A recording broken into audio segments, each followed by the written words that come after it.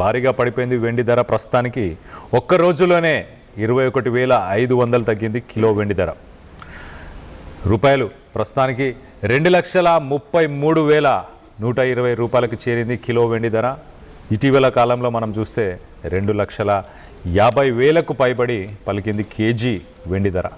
ఒక పక్కన ఇటు బంగారం అలాగే వెండి ఈ రెండు కూడా ఆకాశాన్ని అంటుతున్న సమయంలో ఒక్కసారిగా మరి 21,500 ఒకటే ఒక గంటలోనే ఇంత ధర తగ్గిపోవడం. సో ఒక్కసారి మనం చూస్తే కనుక వివరాలు మధ్యాహ్నం 3 గంటలకి ఈ రేటు 2,33,120 రూపాయలు. ఒక రకంగా జియోపొలిటికల్ సిట్యువేషన్ అంటే ఇతర దేశాలకు సంబంధించిన వాణిజ్యం కానీ ట్రేడ్ కానీ అలాగే ఇటు రష్యా యుక్రెయిన్కి సంబంధించిన యుద్ధం గురించి వీటన్నిటికీ ఇవన్నీ ఈ ధరను డిసైడ్ చేసే ఫ్యాక్టర్స్గా చెప్పుకోవచ్చు. అలాగే ఇండియా